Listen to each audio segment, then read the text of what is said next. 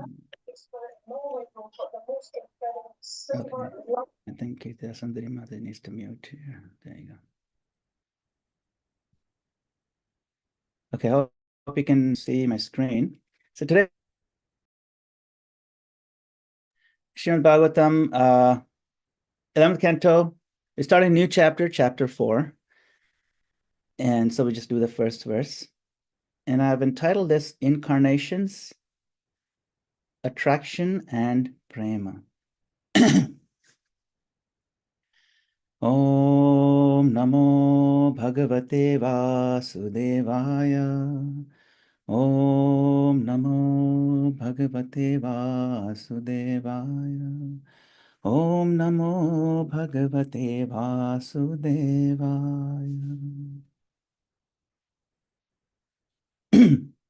Shri Rajo Vacha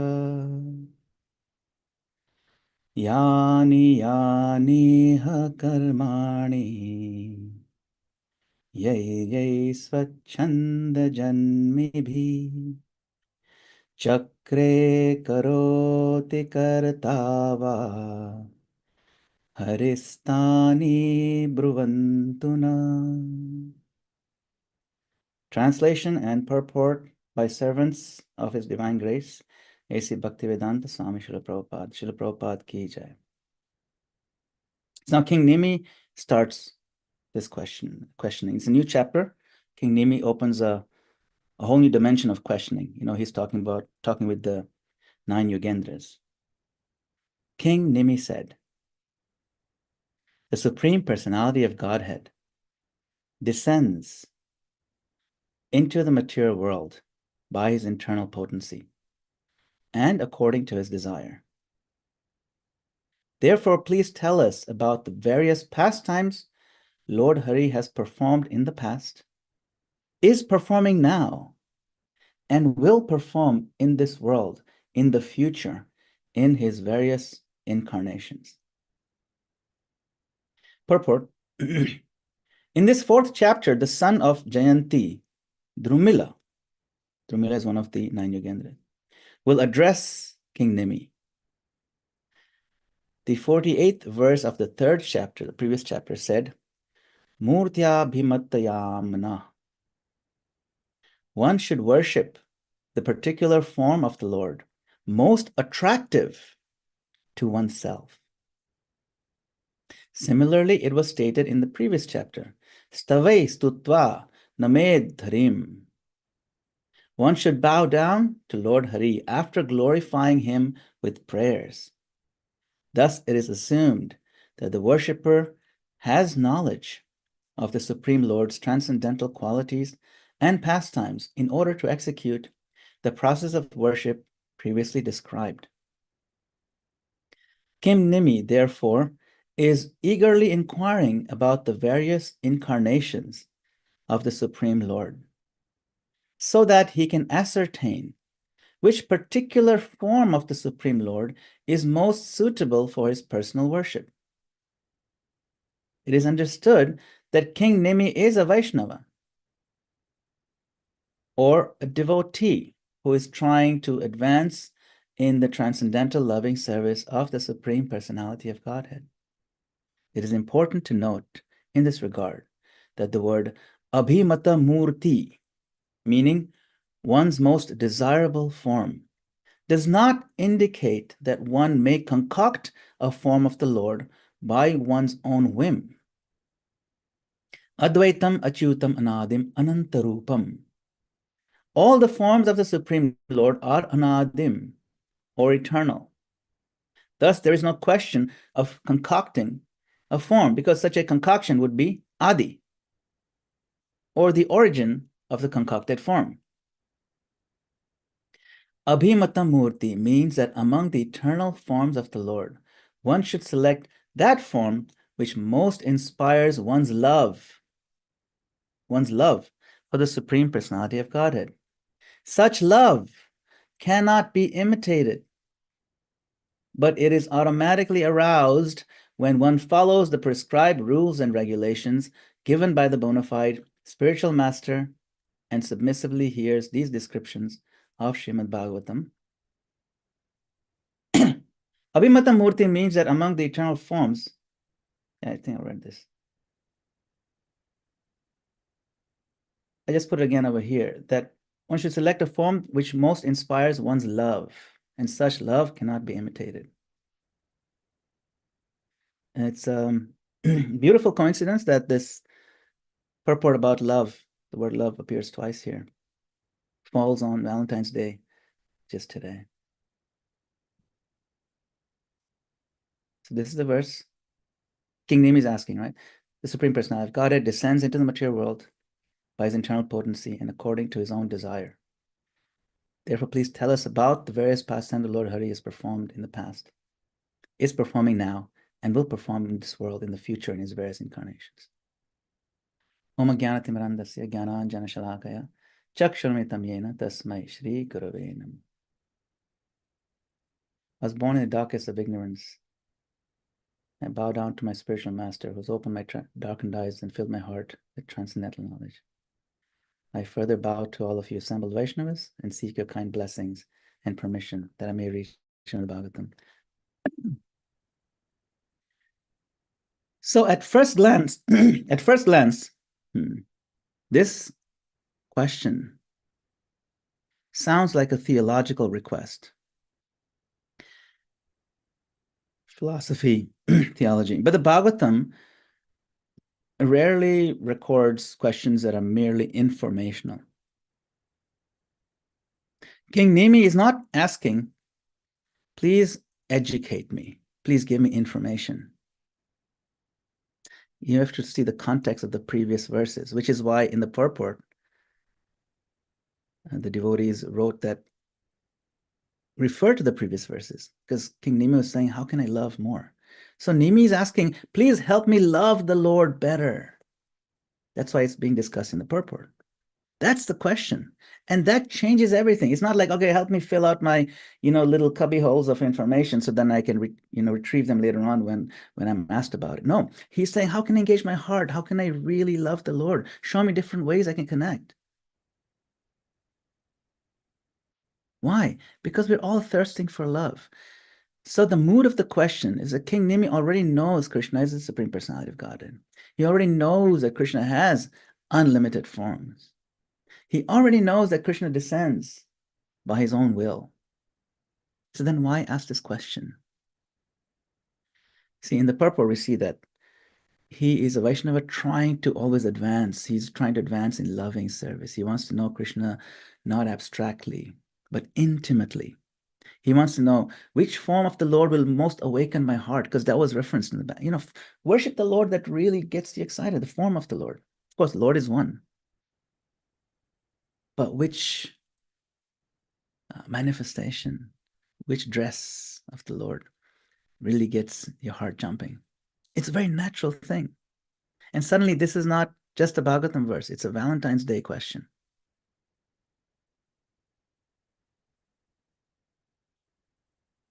So today, Valentine's Day, I'm actually here in Washington, D.C. I don't know if Henry's still here, but I'm here to visit the temple. And here I'm seeing this balloons everywhere. You had balloons wherever I go. The world is celebrating love. Cards, flowers, chocolates, dinner reservations, pressure, and limousines with,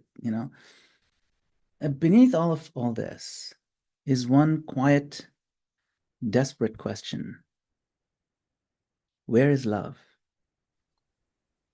Everyone is looking for it, actually. Some people are looking in another person. Some are looking in some sort of validation. Some are looking for it in being needed. Some are looking for it in being admired. But everyone's looking for love in some way or form. And the Bhagavatam gently smiles and says, you're not wrong to look for love. You're wrong to think you don't already have the capacity for it. You already have the ability to love and connect.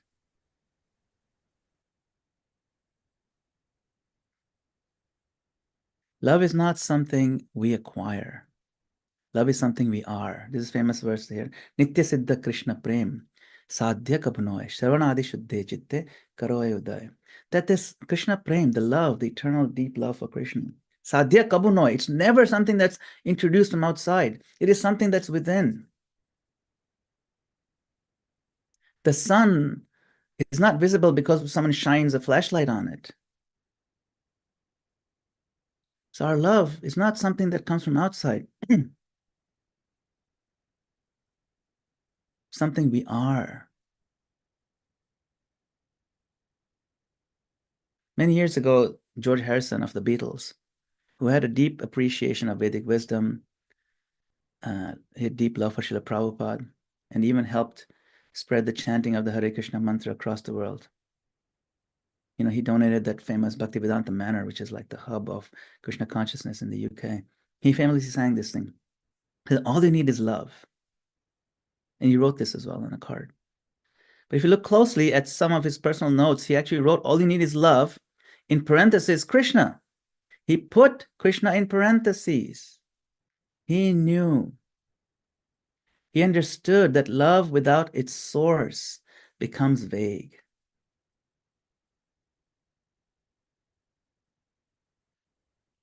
Love without its center becomes unstable. Love without the absolute becomes actually exhausting. And he saw that people are really searching for this thing.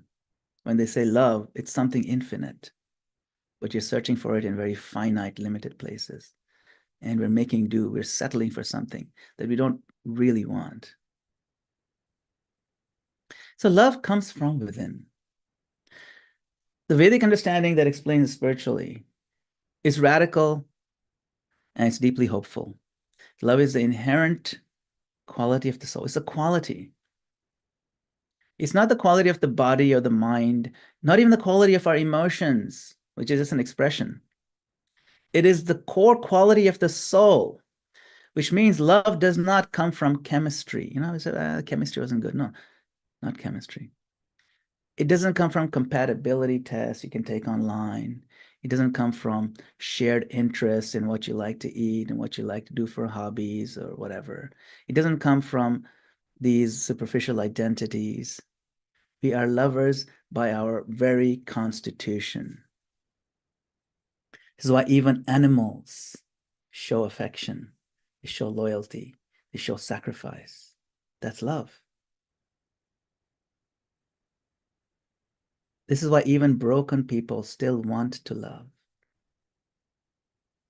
Love is older than philosophy, older than religion, older than culture.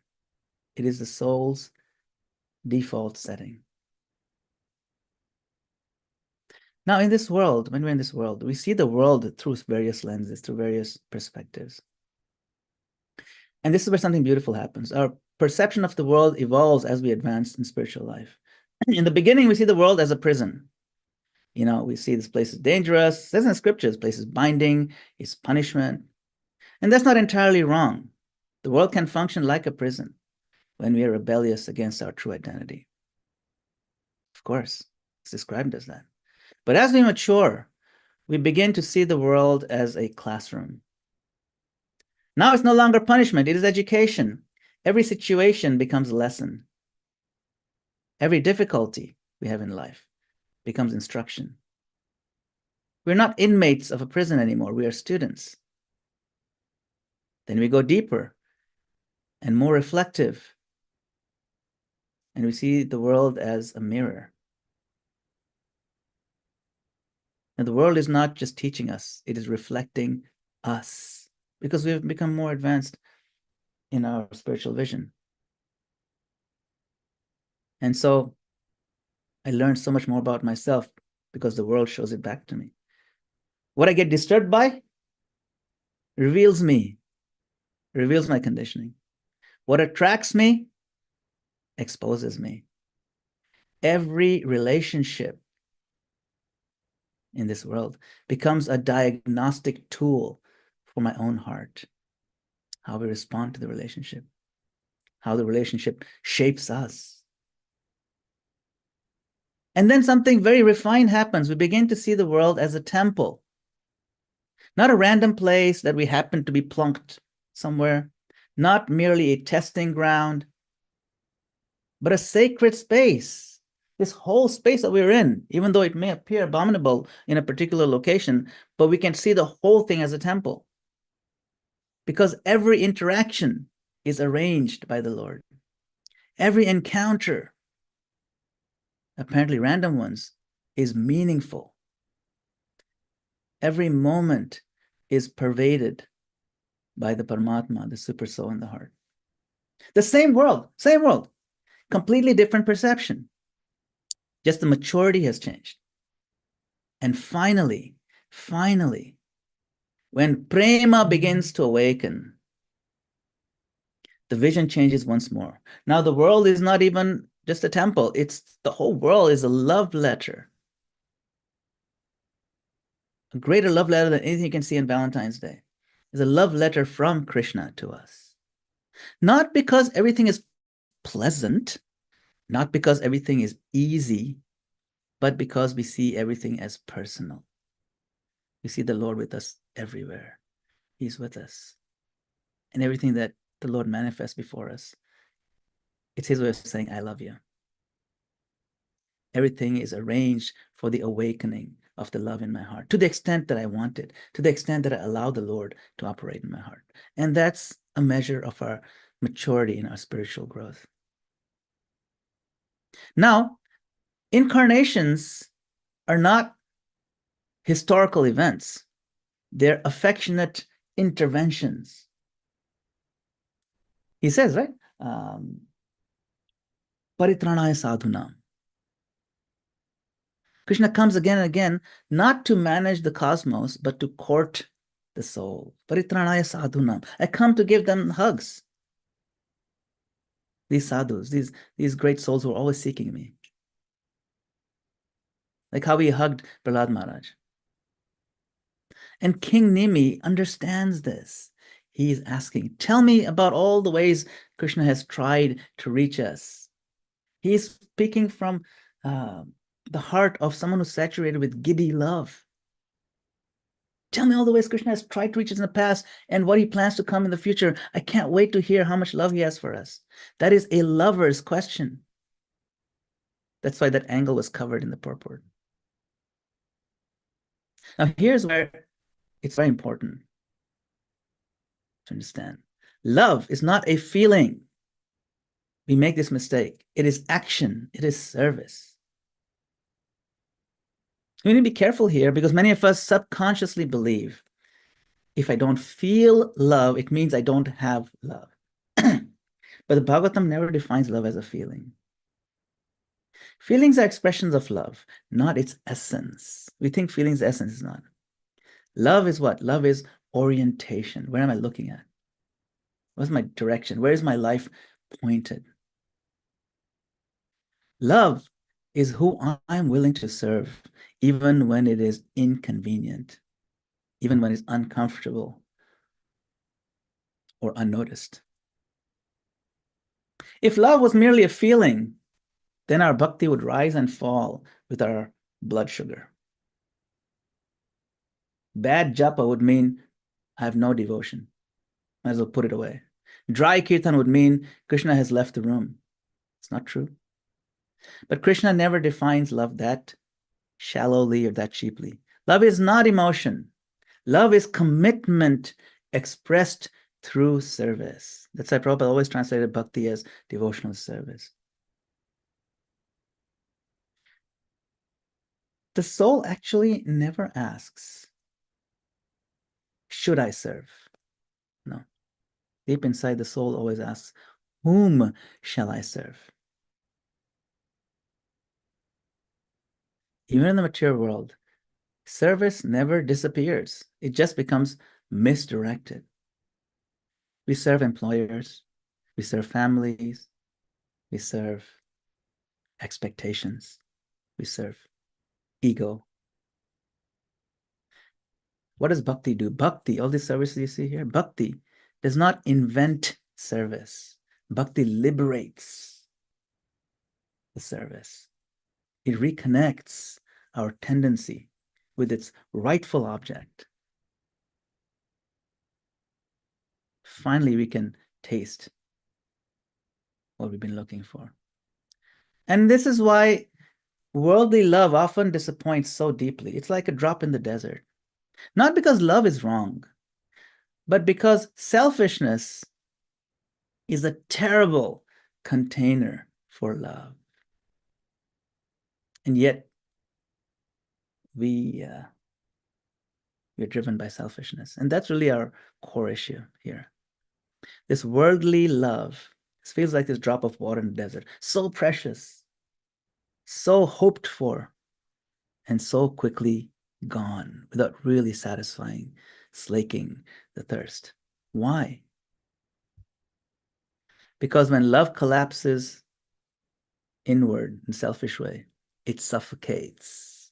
But when love expands outwards toward the Lord and toward other souls, it nourishes. And then you realize the Lord is also inside. But I just didn't know it.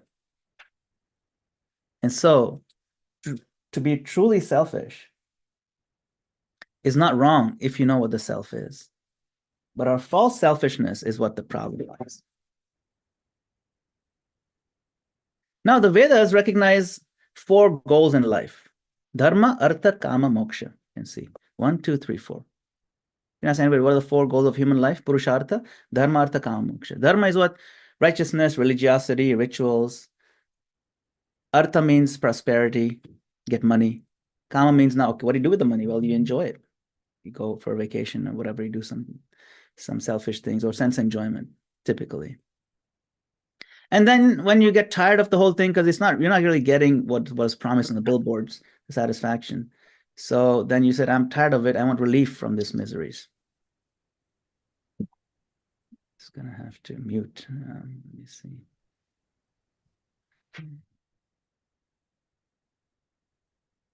Yeah. So what's the problem with these? Which of these are good? Which of these are bad? Which of these human goals that are proposed in the Vedas are worth pursuing? All of them are not good. I mean, they're all legitimate, but they're all incomplete. Even moksha. What's the problem with moksha? Even moksha is selfish because it's driven by a sense of, I need relief. I want relief. I don't want pain anymore. I don't want to suffer anymore. And then Chaitanya Mahaprabhu makes a shocking declaration. He says, Prema pumartho mahan. Love. Pumartha means goal of life. Is a pancham purushartha, pancha pumartha, the 5th goal of life, which is prema, is the greatest goal of life. And it is so great, it is the only really goal of life. It's not freedom from these external sufferings, but it's freedom to love fully. That's what prema means. It's a beautiful verse in this book called Chaitanya Mata Manjusha. And this encapsulates our whole philosophy. This is the opinion of Chaitanya Mahaprabhu. Aradhyo Bhagavan Vrajesha Tanayas Tadham Vrindavanam Ramya Kachidupasana Vrajavadhu Vargenaya Kalpita Srimad Bhagavatam Pramana Mamalam Prema Pumartho Mahan Shri Chaitanya Mahaprabhor Matamidam Tatradaro na para. The Supreme Lord to be worshipped, the worshipable Lord, is the son of King of Raja, Shri Krishna. He is a worshipable person. And his abode Vrindavan is equally worshipable, Tad Dhama Vrindavanam. Okay, how should I worship? Well, the most excellent form of worship is that conceived by the gopis of Vraja, Vrajavadhu. Okay, but what if I have questions on how to do it, different details of philosophy? Srimad Bhagavatam Pramanam Amlam. It's the spotless authority, Srimad Bhagavatam. So you can get all your questions answered there. Okay, but what's the highest goal then? Prema Pumartho Mahan, pure love of God at Prem, is the highest goal of life. Sri Chaitanya Mahaprabhu, Matamidam. Mata means this is the opinion, final opinion. Tatradaro na para. There's no higher conclusion than this. So this encapsulates our whole philosophy. Who do you worship? Krishna. But not just any form of Krishna. The highest form of worship is, the most intimate available form of worship is Krishna in Vrindavan. So Krishna in Vrindavan. Vrindavan is mentioned. Whose footsteps shall we follow? Gopis. And where's the philosophical basis? Srimad Bhagavatam. And what's the ultimate goal? Love. That's the whole philosophy of Krishna consciousness.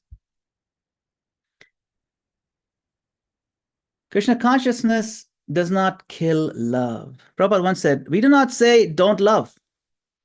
We say love Krishna. That's one of the most psychologically healthy spiritual statements ever made. Krishna consciousness is not anti-love. It is anti-misplaced love. It does not ask us to become cold. It asks us to become aligned. Now, coming back to King Nimi, he's not asking us to invent a form of God. The purport is clear. All forms are eternal of the Lord, right? You can't concoct it. But among the forms, which form inspires my love?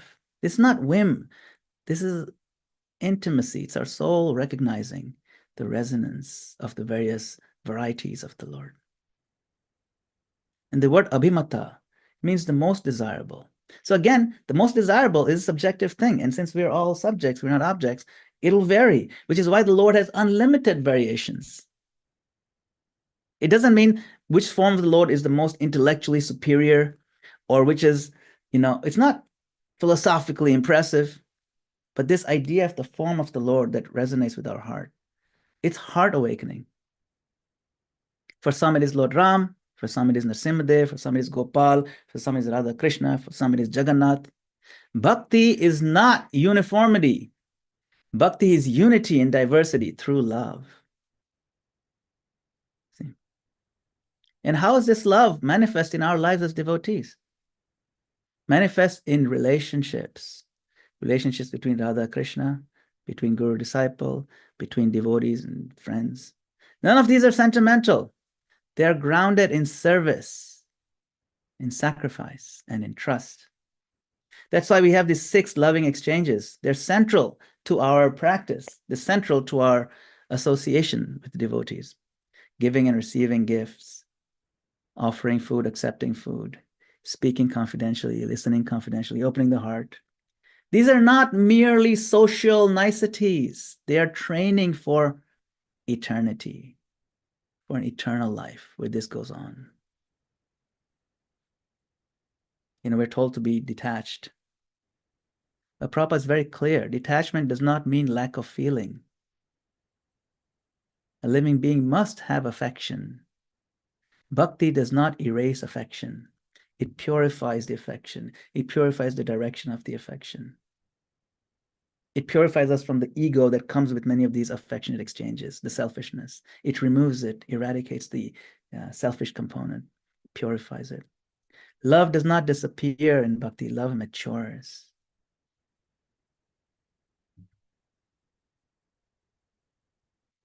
It's a beautiful verse from Ujjwal Neelamani by Rupa Goswami.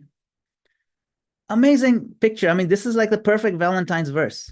Oh, Master of the universe, your heart and Srimati Radharani's heart are just like shellac and are now melted in your spiritual perspiration. Therefore, one can no longer distinguish between you and Srimati Radharani. Now you have mixed your newly invoked affection, which is like vermilion, very red, with your melted hearts. For the benefit of the whole world, you have painted both your hearts red within this great palace of the universe. So when we see all these red floating balloons in heart shapes today, remember this verse. This is Rupa Goswami. Radha and Krishna's hearts melting together, not metaphorically, ontologically.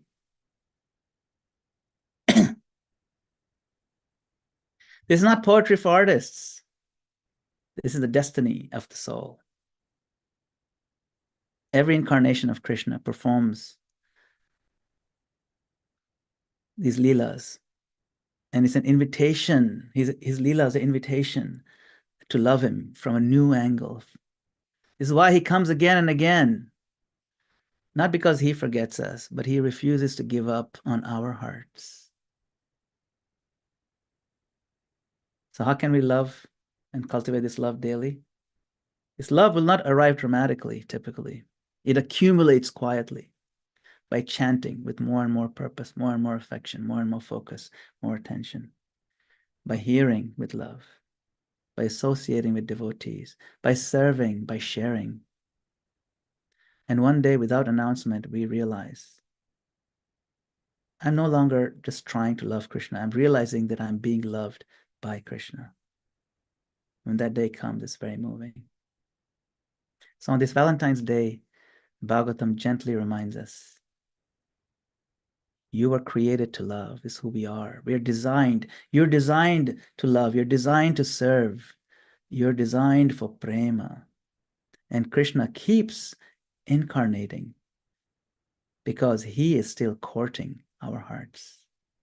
We just need to respond to his loving flute song. Let us be fully absorbed in the sweetness of his call from the flute. Hare Krishna.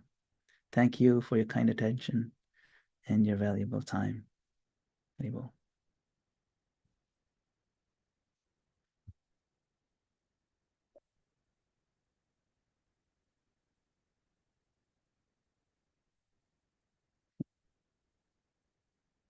All right. Let's see. I think we have some hands up. Anand Bihari Prabhu is still here, or do we lose him? Not sure. It's still here, but maybe he's busy. Yeah. Yeah, if you could just take these two people. Sure. Okay, we have Bhima Prabhu and then Gail Mother. Go ahead, Bhima Prabhu. What a lovely class. What a lovely class. One that I know I will remember. The statement that, we hear these pastimes, this Leela, and we're told that this is the nectar. This is where you go. This is the only cure for this Mayic world that is very much surrounding us and within us. And go to the Leela.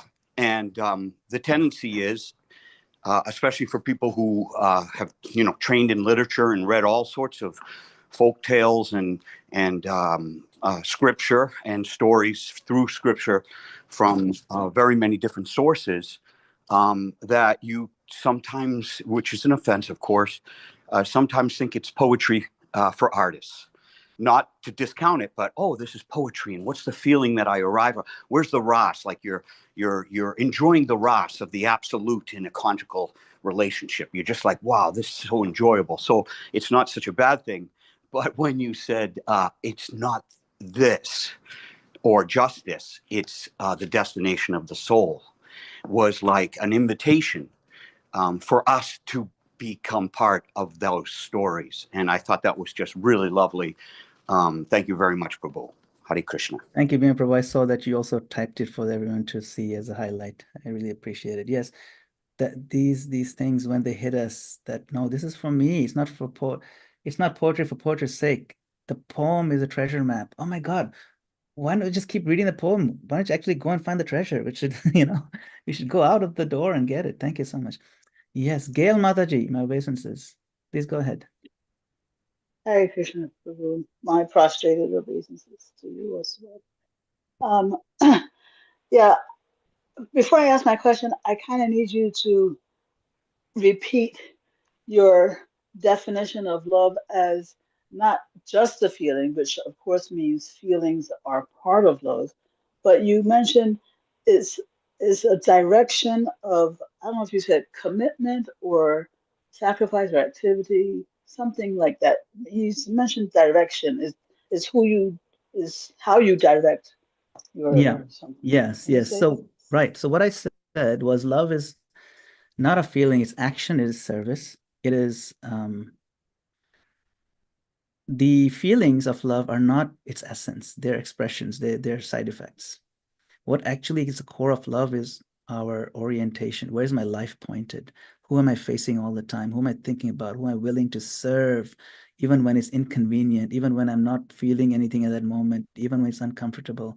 So that's the point, is that service and focus on the beloved to make them happy, to try to make their feelings good. It's despite of my feelings. The classic story, that story between the gopis and the queens of Dwarka and Narad Muni, right? The headache. So that proves that, gopis don't care if they're in hell. That's irrelevant for them. They don't care if they have no feelings. Chaitanya Mahaprabhu says the same thing in Shikshashtakam. He says, even whether you are not present before me, make me brokenhearted, it doesn't matter. You're my master. That is love. So when we have no feeling, that means the Lord is not present before us in a sense, or whatever is blocking us. But that's not what is going to stop us. Our love is going to continue, or we show our love by powering through those dry days, powering through when we feel everything looks like a sign of defeat. No, I'm still going to remain a devotee. Today I'm going to stay a devotee, and tomorrow I'll be a devotee even more. And that's the point of love. It's much more than what I feel right now. That's the point. Oh, okay. So great. So your review just touched on exactly where my problem lies. It's because we grow up in this material world where we equate love with these soft feelings in the heart. Yeah. So my obstacle is when you say love is like when we power through our service, even when those soft feelings aren't present, and it's just, so I don't know if I should say counterintuitive to think that you're experiencing love even though you are serving, but there is that dryness in the heart where I mean, and it just doesn't even feel right, to And say that this is love. No, it's true. But Lord Chaitanya Mahaprabhu acknowledges that. Oh. Yeah, namakari bahuda nija sarvashakti. That's what I'm saying. Read the Shikshashtakam very carefully. The answers to these loving questions there. He says, Durdaivam idrisham ihajani nanuraga. My Lord, even though you have full power in your names, look at my misfortune. I have no taste for them. He's crying on our behalf. This is what we are having, right? This is expression of love too. But I thought he's expressing his lamentation. Yes. I thought that verse was expressing his lamentation over not having that. Yes, love. That's the thing. But that lamentation is an expression of love. Is what Mahaprabhu is teaching us. That's why we should lament our lack of taste and recognize that lament is also a form of love, and the Lord will reciprocate someday. I guess I don't understand how that lamentation, because it just feels like just dryness. To say that lamentation is an expression of love that we wish we had. It is dryness, yes. You know what's happening? You're crying about your dryness. And when you and that doesn't feel like love. No. Love to me means softness. When I think of a person, yes, when I hear anything about the person, anything associated with the person, my heart melts. That's what feels like love to me. Of course, without service is meaningless, but the service should be born out of that feeling. That's what feels like love to me. So we have, what you have said is a very narrow definition of love. Prabhupada explains, see, you said dryness, right? When we're lamenting and like Mahaprabhu is crying about his dryness, what happens when you cry? Get tears. Tears are wet. The dryness is gone. You got to understand that part. Now, spiritual crying, Prabhupada explained that spiritual crying, like this crying Mahaprabhu is doing, or even when we are frustrated in our inability to evoke these feelings, that's not a symptom of weakness or misery. It is a symptom of awakening of our love.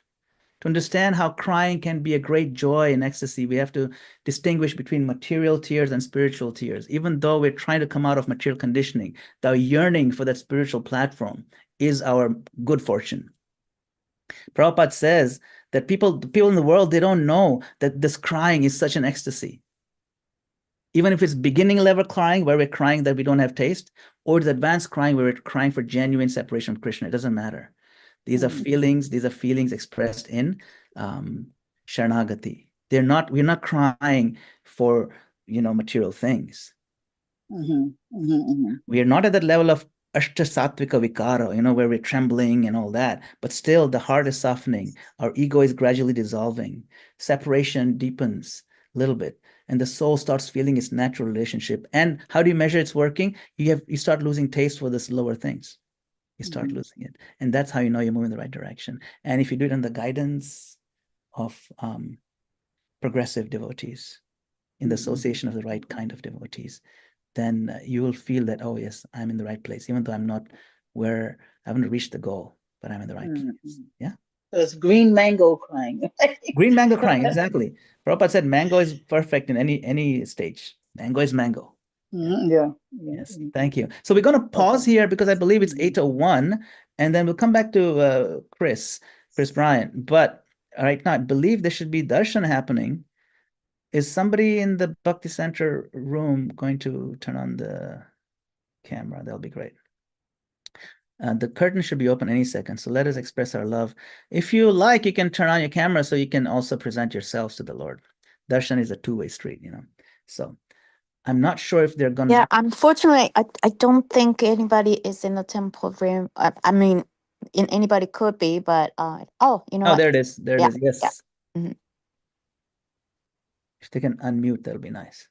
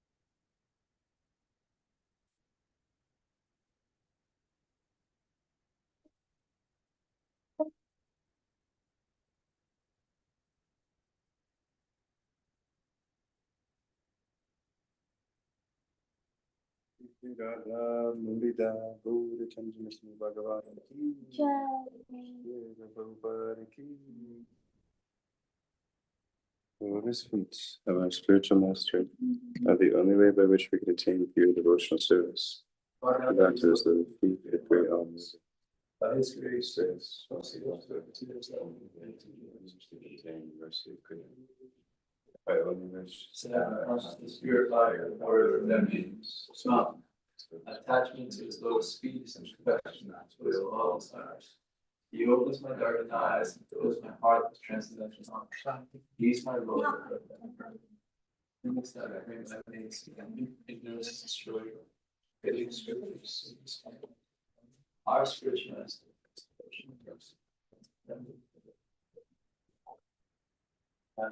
Peace and merciful gospels. This is created in those.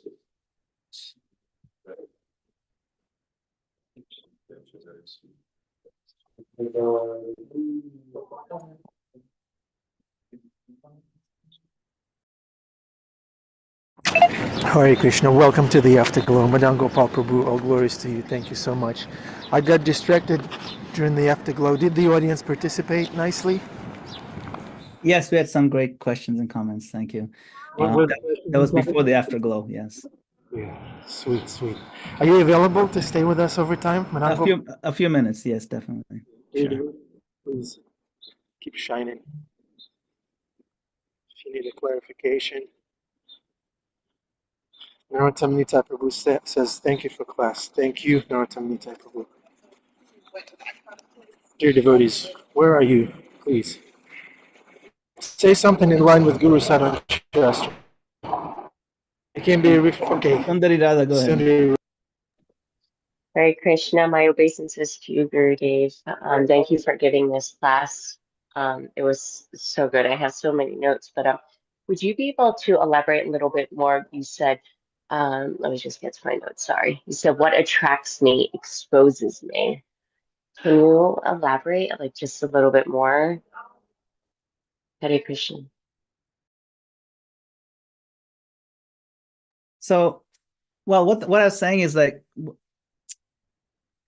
when we start evaluating ourselves, this is, I think, it was the context of when I was telling about the world as a mirror. Now, what does that mean, world as a mirror? It means that I'm in the world, I'm conditioned. And now the world offered me different things. Okay. Say offered me 5 different things. And I choose this one. And then I go, oh man, why did I choose that? You see, so why did I get attracted to that? It exposes me in the sense that it reveals who I am. They do this even with young children, you know, in the Vedic system, there is samskaras.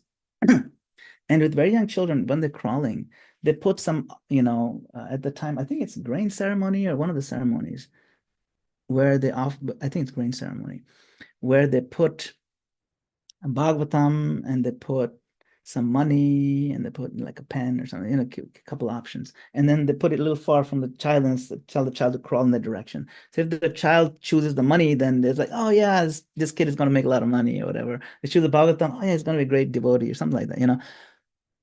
Of course, that's just a ceremony. But when we actually choose those things, it reflects who we are, you see. So to know the character of a person, character meaning their, you know, their inner condition or their current conditioning. We should observe what they do when they have full freedom to do whatever they want. See? So that's how the world reflects back. It reveals who we are, you know. Doesn't mean that's who we are permanently necessarily, because we're not our conditioned selves. People change. And then we're really, oh my God, I can't believe I chose the wrong thing. No, next time I'll not choose it again. And we change. We want to change, and we change for the better. And next time when it comes, we'll choose something better. That's how we evolve too. So that's why it reflects back, and that the world exposes us to who we are. What we're attracted to exposes us. Yes, thank you. Yes, Gail Mataji. Hare Krishna Prabhu. Yeah, I mean, I have a question, but just to comment on this, it reminds me of sometimes when you go to a psychologist, psychiatrist, they give you Rorschach blots, and have you tell them, what do you see, and so that what you say reflects kind of your mentality in that way. So it's like this world is like a giant Rorschach blot,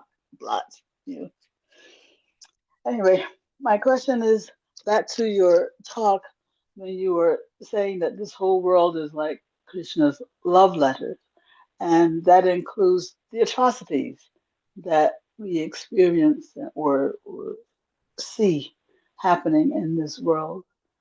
And I was wondering if those atrocities are his love in the form of his encouraging us to, get to a happy place, or is it his love letter in some other form, or what would you say about the atrocities as his love? So atrocities are not perpetrated by Krishna to us. Atrocities are self-inflicted wounds, either individually or collectively. So if you want to see the love letter of Krishna, read the 15th chapter of Bhagavad Gita. Gama Vishyacha Bhutani Dharayamaha Mojasa Pushnami Choshadi Sarva Somo Bhutva Rasatmaka. He says, on the cosmic level, I'm hugging you. I provide for you. Personally, he said, I personally enter into the planets and keep them afloat in orbit so that everything is the right temperature. I personally make sure that the moonlight, and I am the moonlight that goes into the vegetables and the different, fruits and things that we eat that nourishes our body. That's that verse, right? The very next verse after that, he says, Aham Vaishvanaro Bhutva Praninam Dehamashita Prana Pana Samayuktam Pachamyanam Chaturvidam. That remember, this is, if you see this from the point of view of a love letter, it's amazing. He says, I am the fire of digestion. He doesn't have to personally be fire of digestion. He could have said, Agni Dev is a fire of digestion. No, I am the fire of digestion. I love you so much. I enter into your digestive tract, the sticky one, and I'm embracing it. I'm embracing you from within and without. Pushnami Choshadi Sirva. I'm the incoming breath and outcoming breath, the stinky one. But he is there. I don't care about your smell. He's saying, I am your breath that keeps you alive. Praninam Dehamashita, of all the creatures. It means I personally am hugging you from inside and out. So at the cosmic level, at the molecular digestive level, at the breath level, and then the very next verse is a very famous 15:15, which he says, Sarvasya chaham hridi sannivishto. I'm seated in everyone's heart. And not just the material body, the gross body, but even things like knowledge, forgetfulness, remembrance, they come from me. I provide all these facilities. I am there with you at such a close, intimate level. You have no idea how much I love you. That's the inner message. That's the love letter. Now, the atrocities we see are when we eat the wrong thing. Then that atrocity is perpetrated by us upon ourselves. And then every time these atrocities happen, Krishna is not happy. Krishna is doing a facepalm. I'm doing so much for you, and you guys keep messing up. Okay, I'm going to correct it. I'm going to try to, help you, tell you, I'm going to teach you in this next chapter what to eat, what not to eat. So in chapter 17, he gets into what you should eat, what you shouldn't eat, and don't eat too much, don't eat too little. So these atrocities are our creations, and his love is to show us how to avoid those pitfalls of atrocities. And so that's what he's balancing, is our free will, while also giving us enough education if we are ready to accept it. And that's his love. And so every aspect of it is his love. So that's the proper way to look at it. You see, in the moment we start thinking these atrocities are perpetrated by Krishna, then we'll be confused. How can he be loving us? But we have to understand the right way. It's not us. It's not him. It's us. All right. Someone else had their hand up. Thank you. Thank you. Hare Krishna. I think they put it down, though. I don't remember who it was. Yes, Sadvi. Oh, yes, Sadhvi, yes. Sadhvi Devi, are you still there? No, it's okay. Thank you. Okay. Well, if nothing, then can call it a day. I'll give you a few more minutes for your Valentines. Thank you all very much again. I'm very appreciative that I got an opportunity to speak on Valentine's. I just thought it's mind-blowing that the verse was about love and the purport mentioned the word love twice. It was very, very sweet. So Krishna does like to do some cool things every now and then for us.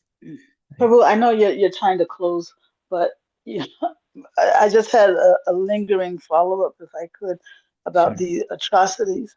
Because when I asked the question, I was really, what I had in mind was, sometimes, especially in the news, right? Because I'm just thinking about something that I heard yesterday. It was something so horrific.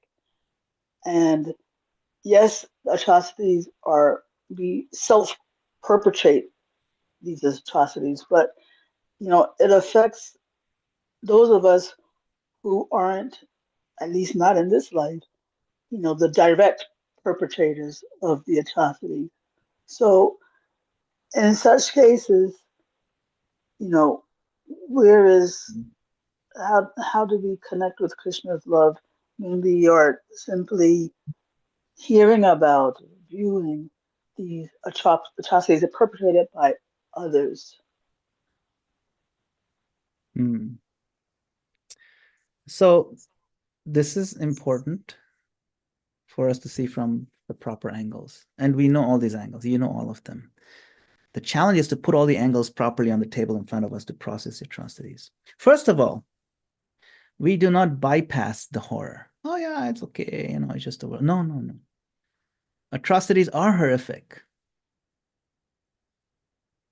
We don't want to spiritually sanitize the evil in the world. It's there. We recognize it. Violence, abuse, genocide, exploitation. These are real. They're devastating. Bhakti does not require us to deny that emotion that goes with that. So that's not what I'm saying. I'm not bypassing that. Even in Mahabharata, even in Bhagavatam, suffering is described vividly. It's graphic. Bhagavatam does not bypass the emotional nature of the suffering. The Pandavas wept.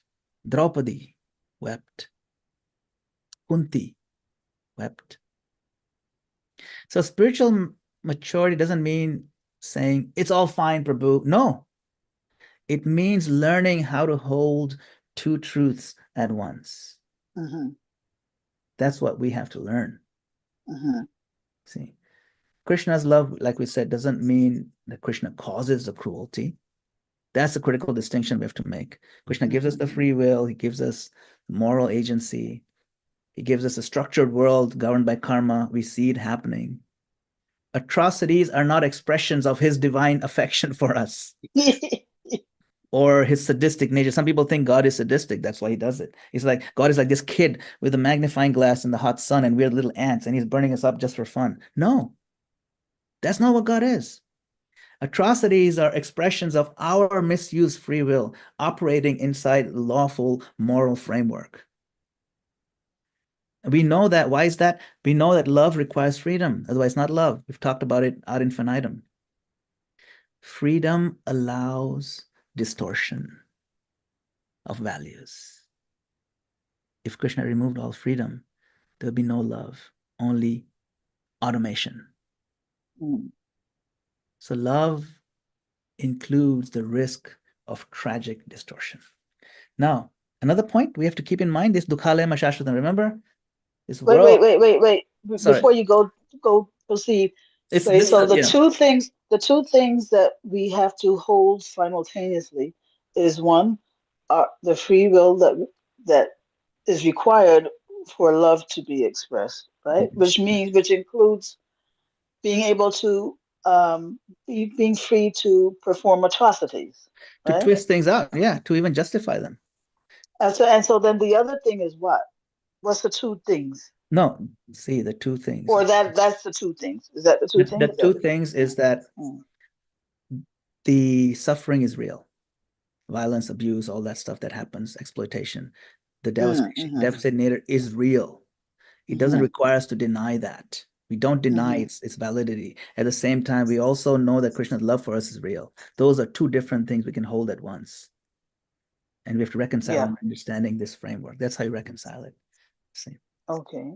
And then the third point, which Krishna has said in the Bhagavad Gita, is that the world is what? Dukhalaya Mashashvatam, right? Temporary, full of suffering. It is not a comfortable spa in here. Yeah. It's like going to the Himalayas and saying, what's the deal with all this snow? Why do we have so much snow in here, my lord? Himalaya means, Hima means snow. Alaya means a place where there's plenty of snow, nothing but snow. Dukhalaya means dukkha, pain. Dukhalaya means there's nothing but pain in here. So when you come here and say, why is all this pain, my lord? Hey, this place is pain place. Painistan. This is what it is. You know. Now, of course, it doesn't minimize the suffering. Again, it contextualizes the suffering to understand this place, why it's full. It's not, I'm not saying we deny the suffering. When we expect heaven from a broken pain place, we feel betrayed. So that's where we feel confused, because we're expecting heaven here. This is not the place for it. You don't go to the Himalayas to go sunbathing in your bathing suit. That's you're expecting the wrong thing. So don't expect to have comfort here. It's not going to happen. You'll have maybe glimpses. When we understand this realm, it has a corrective feature. There's a prison feature to it for sure. Then that shock softens a bit. That's why we have this philosophy. That's why we have the perspective. But the contradiction that I always have when this point is made is that on the one hand, Krishna says this is a pain of place. I mean, a pain of place, a place of pain. But at the same time, you also hear that the pain in the place. You also hear that it's not actually a place of pain. That is only a place of pain if you approach this place with the wrong attitude. Right. No, that's So the thing. then- If you remember so it depends, the progression of the maturity. Remember, I started with the prison, then the classroom. So as you mature, you realize it's not so much a prison. It is a prison in one angle when I'm at that level. It is. Yeah, okay, great. That's what I need to hear. It's the perspective of our maturity. That's why advanced devotees don't see pain anywhere. That's why advanced devotees, what happened? They say, Vishwam Purna Sukhayate. The whole world is nothing but happiness. Kaivalyam Narakayate Dashapura Akasha Pushpayate. When Chaitanya Mahaprabhu gives his sidelong merciful glance, the world becomes a place of endless joy. This world. Because you see. So when Krishna says that Dukalayam verse, he is really talking to people who are conditioned. Have that who are conditioned. Yes, exactly. Yeah. It's all about context. Okay. Yes. Okay, very good. Very good. Thank you so much. Thank you, Gail Mataji. Great questions. All right. So once again, happy Valentine's Day to everyone. Have a good one out there. And we'll see you next time. Srila Prabhupada ki jai. Madana-gopāla Prabhu ki jai. You are a sage, Madana-gopāla Prabhu. Thank you so much for explaining everything with so much clarity and love. And you're relatable and very profound philosophical. It's unbelievable how you dovetail those two extremes in bhakti. You know who the real sage is? Sage. So maybe we should hear from them. That's right. It's on her birth certificate. Sage Sky. Sage and Sky, that's right. Yeah. Annabelle and Isaiah, please. Right. Let's hear them from the junior choir, Paw Patrol. Yes, Paw Patrol, let's go.